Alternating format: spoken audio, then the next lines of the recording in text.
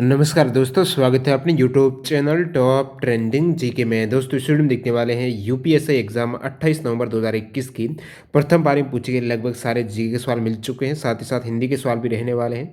तो वीडियो का अंत तक जरूर बने रहना। इसकी पीडीएफ फाइल के लिए आपको हमारा टेलीग्राम चैनल ज्वाइन करना है, जिसकी लिंक डिस्क्रिप्शन बॉक्स में है। तो प्रथम सेट में इन सभी कैंडिडेट का बहुत बहुत धन्यवाद जिन्होंने रियल और ऑथेंटिक सवाल है वो टेलीग्राम पर सेंड किए। आपका जब भी एग्जाम होता है अपने सेट में पूछे गए सवाल जरूर सेंड करना। सवाल सेंड करने की लिंक आपको टेलीग्राम चैनल पर एग्जाम एंड होते ही मिल जाती है। तो प्रथम पारी में पूछे गए ये सभी इंपॉर्टेंट सवाल कवर करें। उससे पहले मैं आपको बता दूं, आप किसी भी कॉम्पिटिटिव एग्जाम्स की तैयारी करते हो, चाहे railway, SSC, banking, defence, UPSC, constable वगैरह, सारे एग्जाम्स के मॉक टेस्ट आपको टेक्स्ट बुक पर एक ही पास के अंतर्गत अवेलेबल हो रहे हैं। अभी यहाँ पर एक ऑफर चल रहा है। यदि आप टीटीजी के कूपन कोड यूज करते हो तो इस कूपन कोड से आपको जो 12 मंथ की वैलिडिटी का पास था वो 18 मंथ की वैलिडिटी में इन सारे एग्जाम्स के आप मॉक टेस्ट लगा सकते हो। 400 प्लस एग्जाम्स के मॉक टेस्ट आपको एक ही पास के अंतर्गत मिल रहा है। साथ ही साथ यहाँ पर 120 रुपये का और डिस्काउंट मिल जाएगा जब आप टीटीजी के कूपन कोड यूज करेंगे। तो ये आप मॉक टेस्ट है, इस डील को 280 रुपये में ग्रैब कर सकते हो। तो ये आपको टेक्स्ट बुक ऐप या वेबसाइट दोनों पर अवेलेबल हो जाएगी। डिस्क्रिप्शन बॉक्स में लिंक है, क्लिक करके ये गोल्डन अपॉर्चुनिटी को आप ग्रैब कर सकते हो। तो यहाँ पर आपकी 50% तैयारी है वो मॉक टेस्ट से ही कंप्लीट हो जाती है, जो सेम एग्जाम पैटर्न पर आधारित रहते हैं। तो चलिए यहाँ पर कंटिन्यू कर लेते हैं। जो पहला सवाल, एल.एम. सिंघवी समिति किस प्रधानमंत्री के द्वारा नियुक्त की गई थी? तो बात हो रही है एल.एम. सिंघवी समिति की। तो ये 1986 में नियुक्त की गई थी इस समिति को राजीव गांधी सरकार के द्वारा। तो आपको पूछा उस समय प्रधानमंत्री कौन थे? राजीव गांधी थे, जो कि एल.एम. सिंघवी समिति की नियुक्ति की गई थी। ये समिति किससे संबंधित है? काफी बार एग्जाम आ जाता है। तो पंचायती राज से है, ठीक है। पंचायती राज संस्था के पुनरुद्धार से संबंधित जो समिति है एम.एल. सिंघवी समिति है, और एम.एल. सिंघवी को इस समिति के प्रथम अध्यक्ष के रूप में नियुक्त किया गया था। एक दोस्तों पंचायती राज से संबंधित अशोक मेहता समिति भी है, जिन्होंने द्विस्तरीय पंचायती राज व्यवस्था की स्थापना की सिफारिश की थी। अगला सवाल यहाँ पर ये पूछ लिया हमेशा की तरह, विश्व हिंदी सम्मेलन। तो दोबारा देख लीजिएगा, एक बार रिवाइज हो जाएगा। छठा विश्व हिंदी सम्मेलन पूछा आपको, कब हुआ ये पूछा। तो 1999 में हुआ है छठा विश्व हिंदी सम्मेलन, लंदन यूके में हुआ, याद रखना है। पहला कब हुआ था? 1975 में नागपुर में हुआ। कब हुआ है, कहाँ पर हुआ, ये जरूर याद रखना। 10 जनवरी 1975 को नागपुर में प्रथम। उसके कितने साल बाद? तो सेकेंड है वो जस्ट 1 साल बाद हो गया था पोर्ट लुइस मॉरिशस में। तीसरे की बात करें तो ये हुआ है 1983 में, जो कि प्लस 7 साल बाद हुआ है, ठीक है, जो न्यू दिल्ली इंडिया में हुआ है। उसके बाद 1983 के बाद हुआ है 1993 में, नहीं 10 साल का गैप ले लिया इसने इन दोनों के मध्य में, पोर्ट लुइस मॉरिशस में। उसके बाद हुआ है 3 साल बाद, नहीं तो ये 3 साल बाद 1996 में हो गया है आपकी port of Spain Trinidad and Tobago में। फिर यहाँ पर 96 के बाद जो आपको 1999 का पूछा, ये छठा विश्व हिंदी सम्मेलन है। तो 3 साल बाद ये 1999 में हो गया है लंदन यूके में। उसके बाद यहाँ पर हुआ है 4 साल बाद 2003 में हुआ है। फिर यहाँ पर दोबारा आपके 4 साल बाद 2007 में न्यूयॉर्क सिटी में। और नेक्स्ट यहाँ पर 5 साल बाद है जोहान्सबर्ग साउथ अफ्रीका में। उसके बाद 3 साल बाद 2015 में भोपाल इंडिया में 10वां हुआ, याद रखना है। नेक्स्ट यहाँ पर 2018 में हुआ पोर्ट लुइस मॉरिशस में। अगला सवाल, राष्ट्रीय अनुसूचित जाति आयोग है वो किस आर्टिकल से संबंधित है? बार बार रिपीट हो रहा सवाल। राष्ट्रीय अनुसूचित जाति आयोग आर्टिकल 338, जनजाति आयोग आर्टिकल 338 से ए कह सकते हो। और इन दोनों को आपस में विभाजित किया गया था 89th कॉन्स्टिट्यूशन अमेंडमेंट 2003 के जरिए। इस फैक्ट से भी प्रीवियस सेट में सवाल आया हुआ है।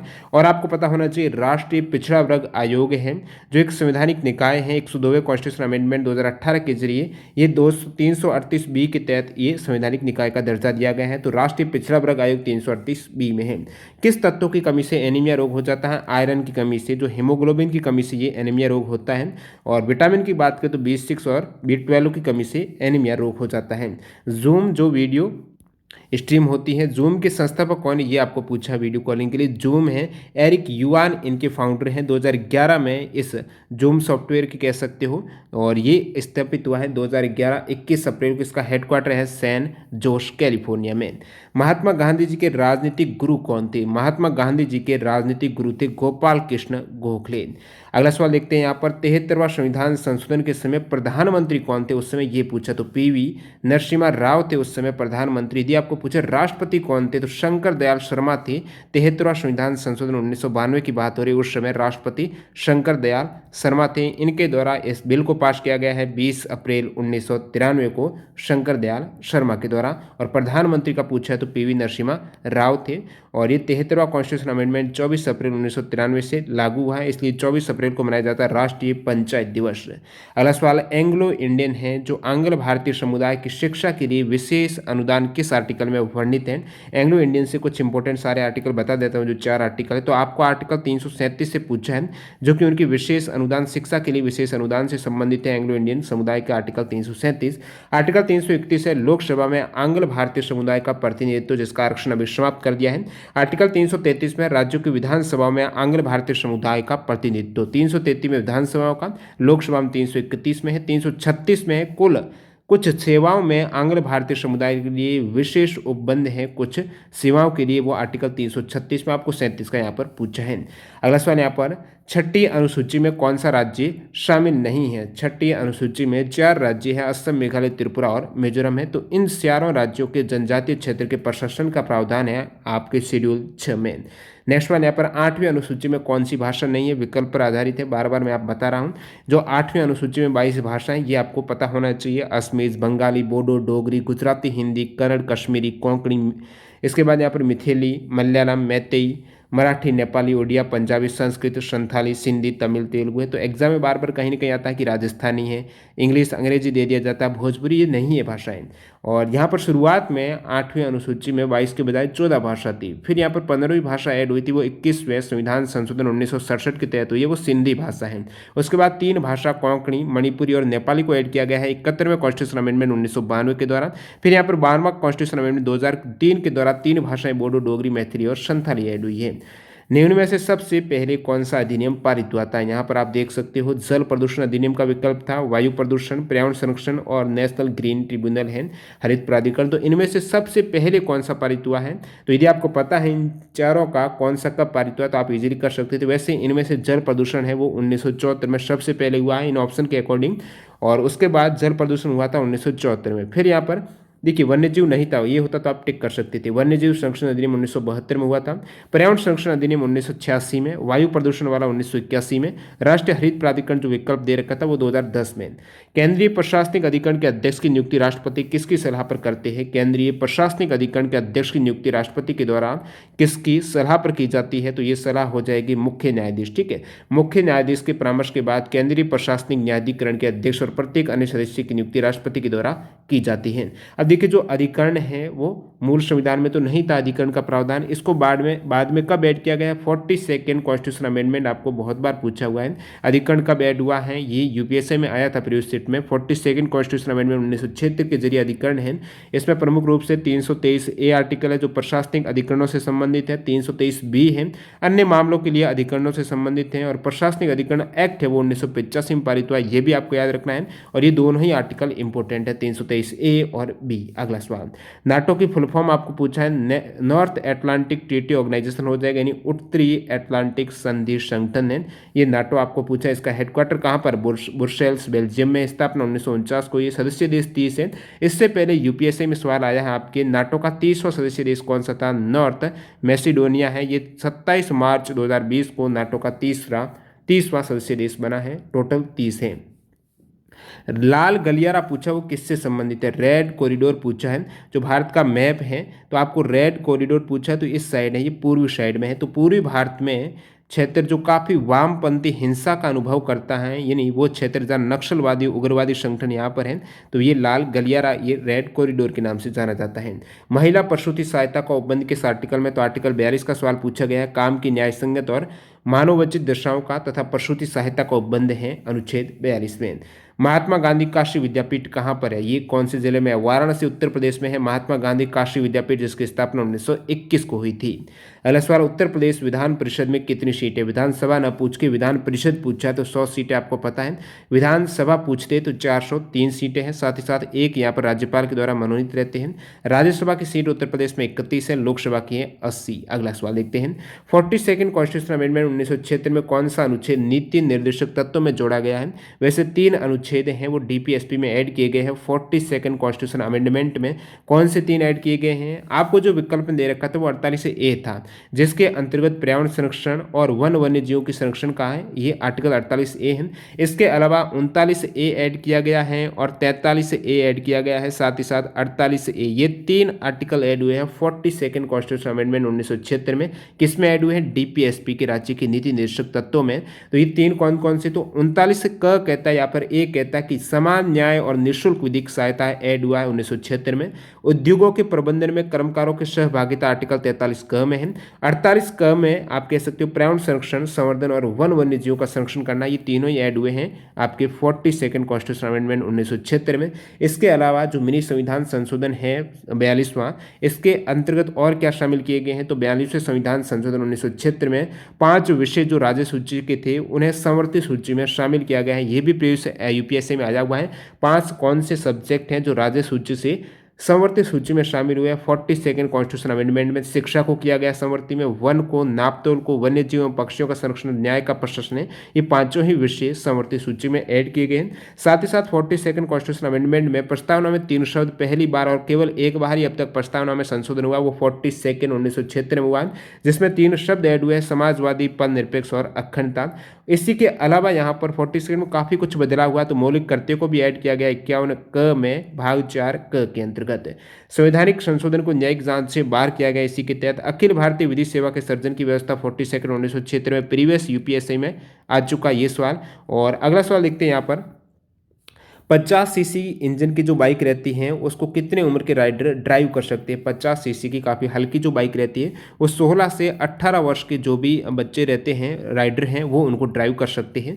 अगला सवाल, 1 अप्रैल से 31 मार्च के बजट को क्या कहा जाता है? तो ये बजट वर्ष रहता है, 1 अप्रैल से 31 मार्च है, तो ये फिजिकल ईयर रहेगा या फिर असेसमेंट ईयर कह सकते हो, जो नेक्स्ट ईयर रहता है फिजिकल का।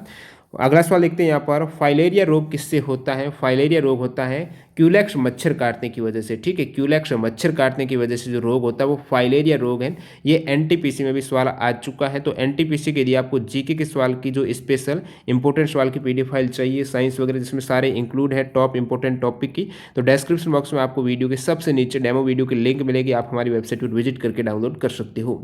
ठीक है, तो फाइलेरिया रोग की बात हो रही है, क्यूलेक्स मच्छर काटने से होता है। तो मच्छर काटने से होने वाले रोग में एग्जाम में पूछ रहे कौन सा होता है कौन सा नहीं होता है। ये सारे लोग आप देख सकते हो, मलेरिया, डेंगू है, वेस्ट नील वायरस है, चिकनगुनिया, पीला बुखार, टूलारेमिया है, जापानी इंसेफेलाइटिस है, तो ये सभी मच्छरों के काटने से होता है। ट्रोजन पूछा है, क्या है ट्रोजन? एक कंप्यूटर में वायरस की तरह ही होता है, जो एक कोड या सॉफ्टवेयर है। देखने में तो ये वैलिड लगता है, वैध लगता है, लेकिन कंप्यूटर को नियंत्रित कर सकता है, तो ये वायरस है। केंद्र और राज्य से संबंधित विवाद पर निर्णय देने का सुप्रीम कोर्ट का कौन सा अधिकार है? केंद्र राज्य के बीच में विवाद पर निर्णय देने का सुप्रीम कोर्ट के पास एक अधिकार है, जिसका नाम है आरंभिक अधिकारिता है। आरंभिक अधिकारिता का क्या मतलब है? कि केवल और केवल सुप्रीम कोर्ट में ही इस प्रकार का विवाद का फैसला हो सकता है। तो ये हो जाएगा आरंभिक अधिकारिता की शक्ति प्राप्त है सुप्रीम कोर्ट को, जो देश में कोई अन्य न्यायालय इस प्रकार के विवाद का फैसला नहीं कर सकता। सुप्रीम कोर्ट के अलावा जो भी विवाद रहता है केंद्र या राज्य के बीच में, 2 राज्यों के बीच में, ये सभी आर्टिकल 131 में वर्णित है उच्चतम न्यायालय की आरंभिक अधिकारिता। अगला सवाल देखते हैं, असम की आपको पूछा है, सबसे अधिक बोली जाने वाली या फिर ऑफिशियल भाषा है वो असमिया हो जाएगी। किस वन को भारत का फेफड़ा कहा जाता है? तो which forest is known as lungs of India है। अमेजन की रेन फॉरेस्ट को भारत का लंग्स बोला जाता है। पिछड़े वर्ग की दशाओं के अन्वेषण के लिए आयोग की नियुक्ति किस अनुच्छेद के तहत की गई है? पिछड़े वर्गों की दशाओं के अन्वेषण के लिए अलग आयोग की नियुक्ति है, वो आर्टिकल 340 में वर्णित है। भारतेंदु हरिश्चंद्र के द्वारा प्रकाशित पत्रिका कौन सी? तो हिंदी में सवाल पूछा है, जो भी इनमें से विकल्प रहा होगा। इससे पहले यूपीएससी में बाल बोधिनी का पूछा गया था, भारतेंदु के द्वारा रचित है। साथ ही साथ जो कविउच्चन सुधा है ये भी हरिश्चंद्र के द्वारा। दिनेश गोस्वामी समिति किससे संबंधित है? तो निर्वाचन सुधारों से संबंधित समिति दिनेश गोस्वामी 1990 में गठित हुई है। निर्वाचन सुधार हैं उनके लिए दिनेश गोस्वामी की अध्यक्षता में इस समिति का गठन 1990 में किया गया है। समिति जो दिनेश गोस्वामी समिति है निर्वाचन सुधारों से संबंधित, इनकी कुछ सिफारिशें लागू भी की गई बाद में, जैसे कि राष्ट्रीय ध्वज, राष्ट्रीय गान या भारत के संविधान के अनुसार राष्ट्रीय गौरव का अपमान करने के दोषी व्यक्ति को सजा होने की तिथि से 6 वर्षों तक चुनाव लड़ने पर रोक लगाई गई है। मतदान के दिन कर्मचारियों को अवकाश की सुविधा हो, मतदान केंद्र पर हथियार लेकर जाना कानूनी अपराध है। ये सभी गोस्वामी जो समिति है दिनेश गोस्वामी, इनके तहत निर्वाचन सुधार किए गए हैं। अगला सवाल, तमिलनाडु का कौन सा स्थल यूनेस्को विश्व धरोहर में शामिल है? तमिलनाडु के 3 स्थल है जो यूनेस्को वर्ल्ड हेरिटेज साइट में शामिल है। इनमें से जो आपको विकल्प मिला होगा, जैसे कि स्टूडेंट ने बताया कि जो बृहदेश्वर मंदिर है वो ऑप्शन में था, तो ये तंजावुर में है बृहदेश्वर मंदिर। और महाबलीपुरम की जो मोनूमेंट है, समूह है group of monuments at Mahabalipuram, यह भी यूनेस्को की वर्ल्ड हेरिटेज साइट में शामिल और तमिलनाडु में स्थित है, 1984 में शामिल किया गया है। तो ये भी विकल्प था, तो आप करेक्ट कर सकते थे। बाकी इसके अतिरिक्त माउंटेन रेलवे ऑफ इंडिया है, जैसे कि दार्जिलिंग हिमालयन रेलवे है पश्चिम बंगाल में, नीलगिरी माउंटेन रेलवे ये तमिलनाडु में। तो पूरा माउंटेन रेलवे है, माउंटेन रेलवे में ये 3 प्रमुख रेलवे आते हैं, दार्जिलिंग, नीलगिरी और कालका शिमला रेलवे जो हिमाचल प्रदेश में। तो ये तीनों ही आप कह सकते हो शामिल है यूनेस्को वर्ल्ड हेरिटेज साइट में। और ग्रेट लिविंग जो चोल मंदिर है, जिसमें तंजावुर में बृहदेश्वर है, गंगाईकोंडा में चोलापुरम है और दारासुरम में एरावतेश्वर मंदिर, ये तीनों ही मंदिर जो ग्रेट लिविंग चोला टेम्पल के अंतर्गत आते हैं, इनको भी वर्ल्ड हेरिटेज साइट में जगह दी गई है। भारत में प्रकाशित होने वाला पहला जो समाचार पत्र है वो कौन सा? तो इंग्लिश भाषा का था, बंगाल गजट इसका नाम है। इसके प्रकाशक थे जेम्स अगस्टस हिक्की थे। 1780 में कोलकाता में प्रकाशित एक साप्ताहिक न्यूज़पेपर था इंग्लिश का। राजभाषा के संरक्षण से संबंधित आपको आर्टिकल पूछा है, तो प्रमुख आर्टिकल 343 से 351 तक है। 343 है संघ की राजभाषा हिंदी और लिपि देवनागरी है, और 344 राजभाषा के संबंध में आयोग और संसद की समिति। 45 में है राज्य की राजभाषा और राजभाषाएं हैं, वो आर्टिकल 345 में राज्य के केस में। 346 एक राज्य और दूसरे राज्य के बीच या किसी राज्य और संघ के बीच जो पत्रादि की राजभाषा हो 346 में। 347 में एक राज्य और दूसरे राज्य के बीच या किसी राज्य और संघ के बीच पत्रादि की राजभाषा है, ये आपको मिलने वाली है। फिर 348 की बात करें तो उच्चतम न्यायालय और उच्च न्यायालय में और अधिनियमों विधेयक आदि के लिए जो भाषा है हाईकोर्ट सुप्रीम कोर्ट में। 349 में भाषा से संबंधित कुछ विधियां हैं, 350 हो गए। 351 काफ़ी बार एग्जाम आया हुआ जो कि हिंदी भाषा के लिए विशेष निर्देश हैं, और 350 क और ख बाद में ऐड हुई थी, ये आपको जरूर याद रखना है। 350 क में है प्राथमिक स्तर पर मातृभाषा में शिक्षा की सुविधाएं, और ख में है भाषाई अल्पसंख्यक वर्गों के लिए विशेष अधिकारी हैं, ये दोनों जरूर देख लेना। अगला सवाल, मद्रास हाईकोर्ट की स्थापना। जो 3 प्रमुख हाईकोर्ट इससे पहले कलकत्ता का आया है, आज मद्रास का है, तो आपको बॉम्बे का भी याद रखना है। ये तीनों ही सबसे ओल्ड हाईकोर्ट की श्रेणी में आते हैं। तो कलकत्ता हाईकोर्ट की स्थापना है 1 जुलाई 1962 को ही है। फिर यहाँ पर बॉम्बे और मद्रास हाईकोर्ट की स्थापना भी 1862 में की गई है, अगस्त में। 15 अगस्त को मद्रास की, बॉम्बे की 14 अगस्त को। ये तीनों ही हाईकोर्ट 1862 में स्थापित हुए हैं। Which article of the constitution Olga Tellis versus Bombay municipal corporation case है, वो किस आपको पूछा अनुच्छेद से संबंधित है? ओल्गा टेलिस बनाम बॉम्बे म्युनिसिपल कॉर्पोरेशन का मामला संविधान के आर्टिकल 21 से संबंधित है। 21 है जो प्राण और दैहिक स्वतंत्रता का अधिकार, आपको जो ऑप्शन मिला होगा ये ओल्गा टेलिस वाला केस है। ओल्गा टेलिस ये केस जो 1985 में हुआ था, महाराष्ट्र राज्य और बॉम्बे म्युनिसिपल कॉर्पोरेशन ने फुटपाथ पर रहने वाले और बॉम्बे में जो स्लम्स हैं, जो बस्तियां हैं, उनमें रहने वाले लोगों को बेदखल करने का फैसला दिया था, तो इनके खिलाफ ये केस हुआ था। अगला सवाल यहाँ पर देखते हैं, इंटरनेशनल मिनिमम वेज पॉलिसी है, ठीक है, ये पूछा कौन जारी करता है मिनिमम जो मजदूरी रहती है कितने रुपए की? तो इंटरनेशनल जो अंतर्राष्ट्रीय स्तर पर ये मिनिमम वेज पॉलिसी है, तो क्या इंटरनेशनल लेबर ऑर्गेनाइजेशन ऑप्शन था, तो आप करेक्ट कर सकते थे।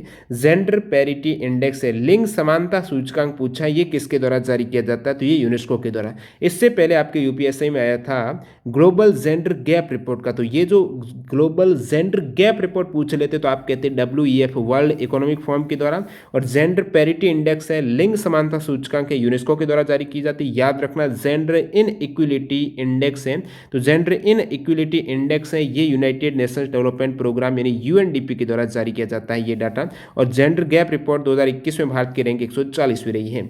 अगला सवाल, पुलिस थाने में जो पहली रिपोर्ट दायर की जाती है तो उसे क्या कहते हैं? तो FIR के बारे में पूछा है, जैसे प्राथमिकी बोल सकते हो या फिर प्रथम सूचना रिपोर्ट, फर्स्ट इन्फॉर्मेशन रिपोर्ट। एक सवाल स्टूडेंट बताएं, किस अधिनियम के तहत पुलिस आंदोलन या किसी मीटिंग को संबोधित नहीं कर सकती है?